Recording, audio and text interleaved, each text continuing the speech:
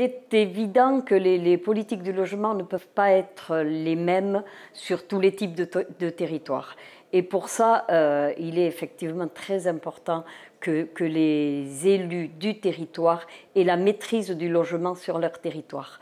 Il y a une chose qui a été abordée, un sujet qui a été abordé ce matin, une demande en quelque sorte qui était faite de laisser une certaine liberté sur le plan fiscal au territoire en négociation avec les préfets, que la fiscalité ne soit pas la même sur l'ensemble du territoire national, mais que ça puisse se discuter sur chaque département en fonction des situations.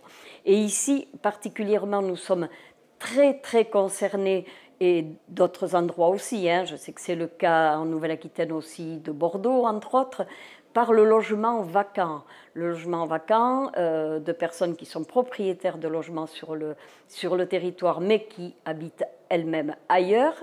Et il faudrait que les collectivités aient vraiment des possibilités fiscales pour pénaliser en quelque sorte ces logements vacants de façon à ce qu'une bonne partie de ces logements reviennent vraiment au logement de la population.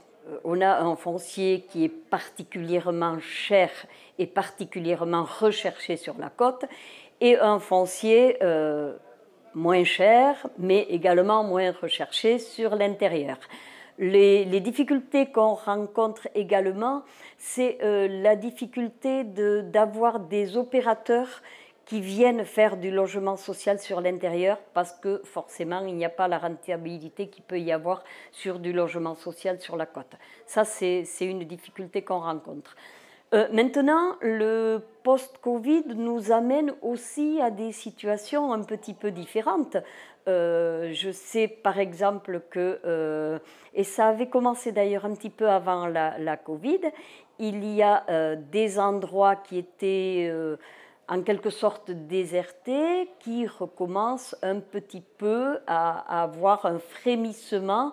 Je pense au département de la Creuse, qui est sur la Nouvelle-Aquitaine, et qui voit des enfants arriver dans les écoles, avoir de nouvelles inscriptions déjà à la rentrée dernière et encore un peu plus cette année, parce qu'on commence à se rendre compte qu'en fait, on vit peut-être mieux à la campagne qu'en ville.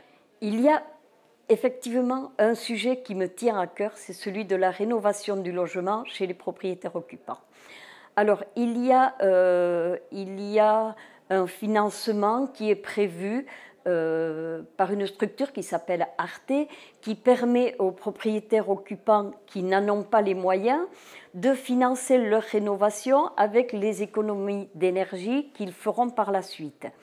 Mais il y a quand même une lacune, c'est que si on peut financer ces rénovations par les économies qu'on fait sur le chauffage notamment, ça veut dire qu'auparavant on chauffait.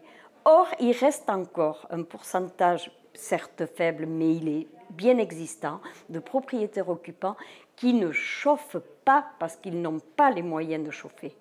Et ceux-là, ils ne feront pas d'économie une fois faits les travaux.